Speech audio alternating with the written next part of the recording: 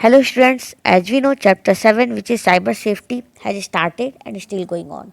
In previous video we have studied about online safety, damage caused by malware, safety measurement and so on. So today in this video I am going to explain remaining topics of chapter 7. So let's start. And the topic is cybercrime. Cybercrime refers to any online illegal activity facilitated by the use of electronic communication devices like mobile phones, computers और through networks like the internet. तो cyber crime को हम ऐसे समझ सकते हैं किसी भी electronic communication device like mobile phone, smartphone, tablet, computer और इंटरनेट के हेल्प से अगर किसी तरह की ऑनलाइन और इलीगल एक्टिविटी होती है तो वो साइबर क्राइम कहलाती है.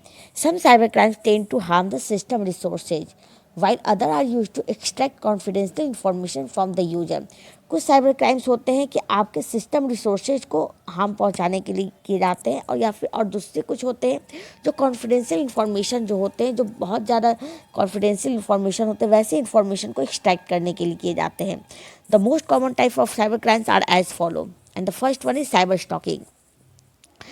Cybercrime stalking is a crime in which the attacker harasses a victim by using electronic communication such as email, instant messaging, or message posted to a website or a discussion group for a reason of anger, revenge or control.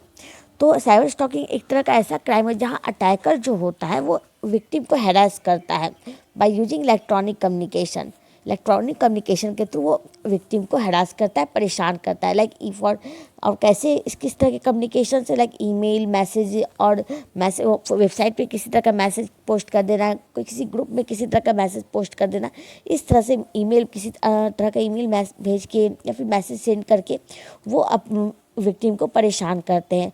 और इसके पीछे reason कुछ भी हो सकता है, चाहे वो गुस्से में ऐसा करते हो या फिर रिवेंज के लिए वजह से कर रहे हो या फिर कंट्रोल करने के लिए करते हो. A stalker may be an online stranger और a person whom the target no.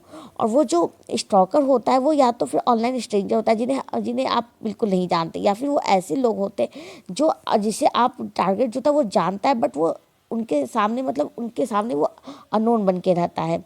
So the next one is cyber bullying. Cyberbullying is an act of harming or harassing using information technology in a deliberate manner.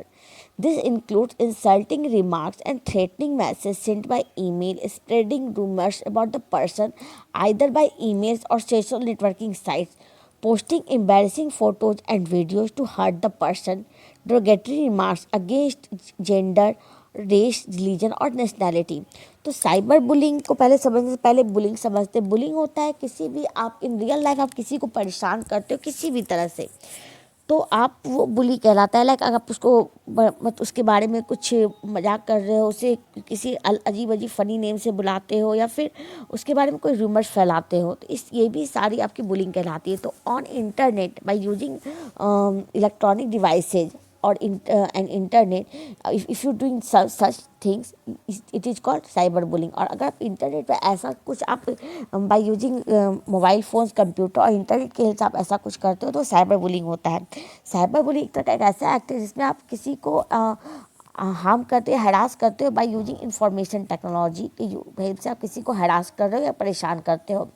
इसमें इसकी क्या क्या include करता है, insulting remark मतलब ऐसे ऐसे नाम देना, ऐसे ऐसे रिमार्क देना जो उन्हें पसंद नहीं हो, threatening message send by email के थ्रू किसी थ्रेटनिंग मैसेज देना, रूमर स्प्रेड करना बाइदर बाई ईमेल और या फिर सोशल नेटवर्किंग साइट में किसी तरह का रूमर किसी के बारे में स्प्रेड कर देना.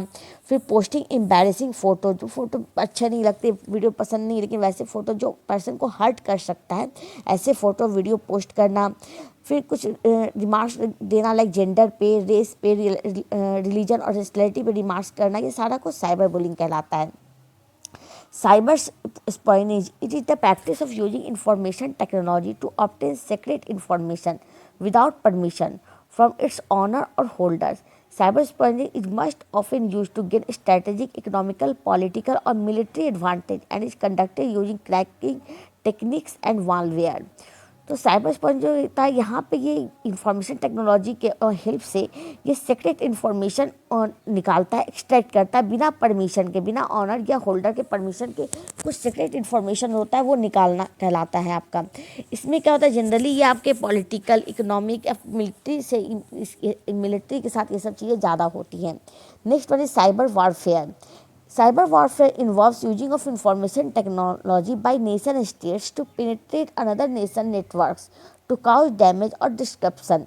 Through cyber warfare, countries can completely freeze the vital resources like public transport, banking system, internet, and communication technology for another country. This can bring the economy of the targeted country at complete standstill.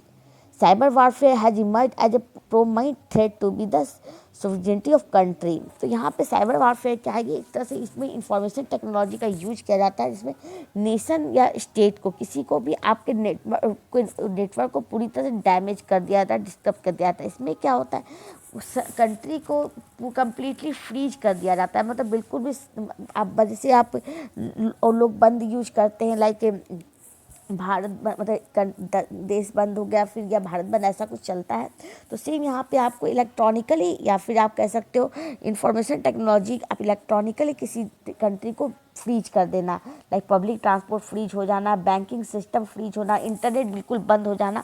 तो इस तरह से जो crime होती है वो आपको cyber warfare कहलाती है। Next one is cyber terrorism. Cyber terrorism is the act of conducting terrorism through the use of computers and the internet in order to cause fear and panic. तो cyber terrorism क्या होता है, इसमें आप एक तरह से टेररिज्म कंडक्ट करते हैं बाय यूजिंग कंप्यूटर और इंटरनेट की हेल्प से आप किसी टेररिज्म को कंडक्ट करते हैं और आप किसी पर फियर, दबाव बढ़ाते हैं, डर बढ़ाते हैं, पैनिक करते हैं उनको। Cyber terrorism involves large scale disruption of computer, telecommunication network और information system so as to compel the government और its people to fulfil some social, religious और पॉलिटिकल ऑब्जेक्टिव्स। तो साइबर टेररिज्म क्या होता है कि बहुत सारे कंप्यूटर, टेलीकम्युनिकेशन नेटवर्क सबका कोई यूज करके गवर्नमेंट को इस तरह से कंपेल किया जाता है कि उनके कुछ डिमांड को फुलफिल कर सके, फुल सम सोशल और किसी तरह के एग्जेक्टिव को फुलफिल किया जा सके। Some cyber terrorist spreads computer virus while other threaten people electronically. कुछ साइबर टेररिस्ट जो होते हैं वो वायरस ही स्प्रेड कर देते हैं कंप्यूटर पर और कुछ लोगों को इलेक्ट्रॉनिकली थ्रेट करते हैं। इट में result in violence against person और प्रॉपर्टी, और इसका नतीजा ये होता है कि ये वायलेंस होता है पर्सन के लिए, प्रॉपर्टी के लिए। Attacks on military installation, power plants, air traffic control, banks और सेक्ट्रा are some example of cyber terrorism. और इस तरह का अटैक जिसमें मिलिट्री के पे इंस्टॉलेशन पे अटैक होता है या फिर पावर प्लांट पर अटैक होता है या एयर ट्रैफिक कंट्रोल पे उस तरह का कुछ वायरस अटैक होते हैं या बैंकिंग पे, ये सारा आपका साइबर टेररिज्म का एग्जाम्पल है। Cyber extortion. It is a crime that involves an attack coupled with a demand for money to stop further attacks. Cyber extortion इस तरह का एक ऐसा अटैक है जिसमें कि कुछ लोगों को से डिमांड किया जाता है, कुछ मनी के लिए डिमांड किया जाता है ताकि वो फर्दर अटैक को, आगे के अटैक को रोक सके। आप कुछ पैसे दोगे तो वो आगे के फर्दर अटैक को रोकते हैं, बंद कर देते हैं। साइबर एक्सटॉर्शन में इन्वॉल्व ए डॉस अटैक और installation of ransomware to access and block the system resources of the victim. Cyber extortion क्या करते हैं, ये डॉस को इन्वॉल्व करते हैं या फिर रैंसमवेयर को इंस्टॉल करते हैं। इससे क्या होता है, रैंसमवेयर इंस्टॉल करने से क्या होता है, जो विक्टिम होते हैं वो उनके सारे रिसोर्सेज को वो एक्सेस को करते हैं, जो भी सिस्टम वो एक्सेस करते हैं उनको ब्लॉक कर देते हैं और तब तक वो एक्सेस नहीं कर पाते जब तक कि वो मनी की डिमांड को फुलफिल नहीं करते। And the last one is sexting. Sexting means standing और फॉरवर्डिंग एक्सपोज सेक्सुअल मटेरियल तो other without taking other consent. तो यहाँ पे सेक्सटिंग का मतलब हो गया कि इस तरह के मैसेज करना या फॉरवर्ड मैसेज सेंड करना, फॉरवर्ड करना जो एक्सपोज करते हैं। फिर सेक्सुअल मटेरियल्स होते हैं उसमें जो आप जिसको सेंड कर रहे हो उनकी कंसेंट नहीं होने की, उनकी परमिशन नहीं भी होते, फिर भी आप इस तरह के मैसेज, इस तरह की मेल्स आप सेंड करते हो या फिर फॉरवर्ड कर देते हो। This type of material can be use to defame others और टू काउच हैरासमेंट। और इस तरह का जो मटेरियल होता है ये क्या होता है, दूसरे लोग जिनको आप सेंड करते हो उनको डिफेम करने के लिए होता है या फिर उनको हरास करने के लिए होता है। लाइक आप किसी को पसंद नहीं है फिर भी आप उनके इच्छा के बिना आप इस तरह के मेल्स भेजते हो, पिक्चर्स भेजते हो, तो वो उनको हरास करने के तो वो हरास होते हैं इस तरह से। The internet is widely being used by abusers to reach and sexually abuse children.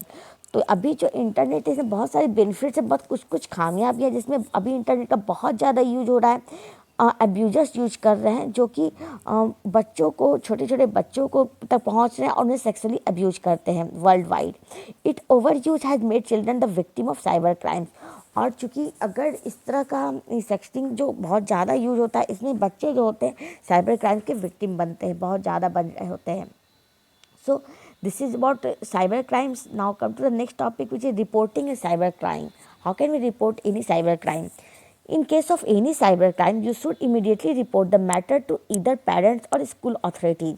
अगर कभी ऐसा होता है कि आपके साथ कोई साइबर क्राइम, किसी तरह की साइबर क्राइम होती है, तो आपको या तो पेरेंट्स को बताना चाहिए, या फिर स्कूल में जो भी टीचर्स या कोई भी आपके मतलब ऐसे जो आपसे बड़े हों, आप उन पर ट्रस्ट करते हो, उनसे आपको ये सारी चीज़ें रिपोर्ट करनी चाहिए। Parents can visit a nearby police station and can lodge a complaint. Parents को क्या करना चाहिए, आफ्टर लिसनिंग, आपके सारी प्रॉब्लम को सुनने के बाद पेरेंट्स या फिर आपके स्कूल के जो भी बड़े हैं जिनसे आपने सारी प्रॉब्लम डिस्कस की, उन्हें क्या करना चाहिए, नियर बाई पुलिस स्टेशन में कंप्लेंट लॉन्च करना चाहिए। The information technology act has global jurisdiction. It means that you can launch a complaint against the crime from any state और सिटी। तो इंफॉर्मेशन आईटी एक्ट जो है, इसमें क्या global jurisdiction होता है, मतलब कि आप किसी पर्टिकुलर प्लेस के साथ मतलब बंधे हुए नहीं होते। इसमें आप इंफॉर्मेशन टेक्नोलॉजी एक्ट में आप कहीं मतलब किसी भी स्टेट में, किसी भी कंट्री में रह के भी, आप किसी भी सिटी में रह के, आप किसी भी सिटी मतलब कहीं से भी आप कंप्लेंट लॉन्च कर सकते हो। To know about cyber law or to register complaint, you can visit the following link. So here you can see a link is provided. आपके सामने एक लिंक प्रोवाइड किया गया। अगर आपको साइबर लॉ के बारे में कुछ ज़्यादा जानना है या फिर किसी तरह की कंप्लेंट करनी है, तो आपको इस लिंक को फॉलो करनी चाहिए। So now come to the next topic, which is cyber law. Cyber law or internet law is a term that encapsulates the legal issues related to the use of the internet. आपका cyber law या internet law को आप ऐसे समझ सकते हो कि जो भी लीगल इश्यूज होते हैं जो इंटरनेट पे होते हैं, उनसे आपको इनकैप्सुलेट करने के लिए यूज़ किया जाता है। With the increase in number of crimes related to the internet urgent need was felt to introduce an act of law against such crimes. तो अभी जो इंटरनेट बहुत ज़्यादा यूज हो रहा है और इंटरनेट पे क्राइम से बहुत बढ़ रहे हैं, तो ऐसे में बहुत ज़्यादा नीड थी, बहुत ज़्यादा ज़रूरत थी ऐसे लॉ की जो कि इस तरह के क्राइम्स के अगेंस्ट यूज हो। With this view in mind, the Indian government introduced Information Technology Act 2000, also known as ITA 2000 और IT Act on October 17, 2000। तो इन सभी बातों को ध्यान में रखते हुए इंडियन गवर्नमेंट एक लॉ को इंट्रोड्यूस की, जो कि इसका नेम से हो गया इंफॉर्मेशन टेक्नोलॉजी एक्ट 2000। इस नेम से वो आपके सामने एक लॉ आपको दिया गया। The act was used for electronic governance and for controlling cyber crime. और ये जो लॉ है ये इलेक्ट्रॉनिक गवर्नमेंट यूज करती है साइबर क्राइम को कंट्रोल करने के लिए। The prime purpose of this act was to provide legal recognition to transaction carried out by means of electronic communication refer to as electronic commerce and to facilitate the filing of electronic records with the government. तो इसका main purpose ये होता है कि किसी तरह का भी जो आपको एक लीगल रिकग्निशन प्रोवाइड किया जाना है किसी चीज़ के लिए, लाइक अगर आप ट्रांजैक्शन करते हो या फिर इलेक्ट्रॉनिक कॉमर्स में किसी भी तरह की चीज़ों, उनको एक लीगल रिकग्निशन प्रोवाइड की जाए कि फर्दर किसी तरह का कोई क्राइम होता है तो वो उनसे उसके अगेंस्ट यूज कर सके। Now the next topic is importance of cyber law. Cyber law is important because all the aspects and activities related to the internet, transaction and behavior are covered under it. तो cyber law का important ये है कि जितने भी aspect होते हैं और जितनी भी एक्टिविटी होती हैं लाइक इंटरनेट के थ्रू जो भी होते हैं, लाइक ट्रांजैक्शन, मनी ट्रांजैक्शन हो गया, जो मतलब बैंकिंग का हो गया, ई कॉमर्स का हो गया, फिर behaviour like cyber stalking, cyber किसी तरह की जो साइबर क्राइम होती हैं उनको कवर करने के लिए। In other word, cyber law is a law which is specially use to deal with crimes related to e commerce, digital contract, electronic evidences and cyber space. तो अगर सिंपल वर्ड में कहा जाए तो साइबर लॉ आपको specifically बनाया गया है ऐसे चीज़ों को डील करने के लिए, लाइक ऐसे क्राइम को डील करने के लिए, लाइक ई कॉमर्स मतलब मनी ट्रांजैक्शन से रिलेटेड कोई क्राइम हो, डिजिटल कॉन्ट्रैक्ट को लेके कोई क्राइम हो, इलेक्ट्रॉनिक एविडेंस या साइबर स्पेस रिलेटेड किसी तरह भी कोई क्राइम हो, तो उसको उसके अगेंस्ट इसको यूज किया के लिए यूज किया गया। It also covers other areas like intellectual property rights, data protection, data security, digital transaction, electronic communication and online privacy. ये साइबर लॉ ऐसे जगह पे भी यूज किया जाता है, ऐसे जगह कोई कवर करता है लाइक इंटेलेक्चुअल प्रॉपर्टी राइट, मतलब आपकी नाम की प्रॉपर्टी को कोई और अपना नाम देके किसी चीज़ को शेयर करता है, पोस्ट हो, पिक्चर हो, किसी तरह की भी चीज़ें हो, तो वैसे केसेस में भी साइबर लॉ यूज किया जाता है। डाटा प्रोटेक्शन के लिए, डाटा सिक्योरिटी के लिए, डिजिटल ट्रांजेक्शन लाइक आप मनी ट्रांजेक्शन जो करते हैं डिजिटली, उससे अगर वैसे में कोई क्राइम होती है तो उनके लिए साइबर लॉ होता है। Electronic communication and online privacy के लिए यूज होता है। Other than this, cyber law can be use as a protection measure against threat like cyber terrorism, cyber warfare and cyber extortion. और इन सब से भी ज़्यादा आपका साइबर लॉ जो होता है ये ऐसे जगहों पे प्रोटेक्शन मेजर का काम करता है, जैसे आपका साइबर टेररिज्म हो गया, साइबर वॉरफेयर और साइबर एक्सटॉर्शन जैसे जगहों पे भी आपका ये बहुत ज़्यादा प्रोटेक्ट करता है, प्रोटेक्शन मेजर का काम करता है। So student, that's all for today. I hope you have understand all those topics which I have discussed today. With these topics, your chapter 7 has completed today. Thank you.